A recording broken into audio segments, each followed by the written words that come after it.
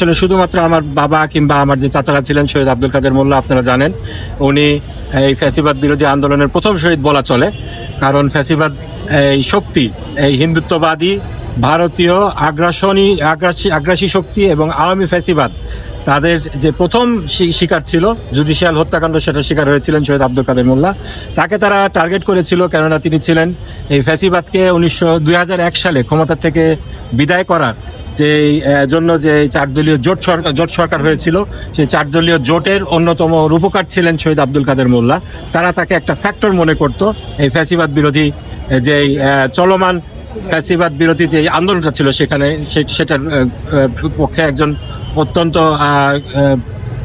মনে করতেন, উনি ফ্যাক্টর মনে করতে তাকে, সেই জন্য তাকে বিচারিক হত্যাকাণ্ডের শিকার হতে হয়েছিল।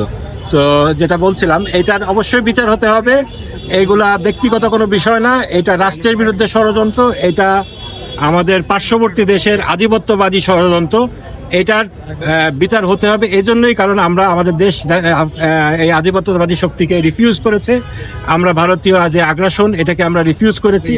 এটার আপনার করার জন্য, এটার একটা ডেমনস্ট্রেশন হওয়ার জন্য এই বিচারগুলো হওয়া উচিত। এই সমস্ত যে হত্যাকাণ্ডগুলো হয়েছে তার সুষ্ঠু তদন্ত সাপেক্ষে বিচার হওয়া উচিত। এই ট্রাইব্যুনালটাও ছিল একটা ক্যাঙ্গারু ট্রাইব্যুনাল, আপনারা জানেন। ফ্যাসিবাদকে প্রতিষ্ঠা করার জন্য এই যারা ভারত বিরোধী, ভারতীয় হিন্দুত্ববাদ বিরোধী, এই আওয়ামী ফ্যাসিবাদ বিরোধী ছিল, যাদেরকে তারা মনে করেছে যারা এই ফ্যাসিবাদের বিরুদ্ধে রুখে দাঁড়াবে, ফ্যাসিবাদ প্রতিষ্ঠা করার জন্য অন্তরায় হবে, তাদেরকে ফাঁসি দেওয়ার জন্য এই নাটকগুলোকে মঞ্চস্থ করা হয়েছে। তো সুতরাং এটা স্বাভাবিক। আমরাও দেখেছি যে অধিকাংশ সাক্ষী এগুলো ছিল ভুয়া, তাদের ঠিকানা ভুয়া, তাদের বয়স ভুয়া, কেউ কেউ কারো জন্ম আমরা যখন দেখেছি যে চেক করেছি জন্ম নিবন্ধন, এগুলো দেখা গেছে যে 71 সালের পরে। তো এরা সবটাই আসলে সাজানো নাটক।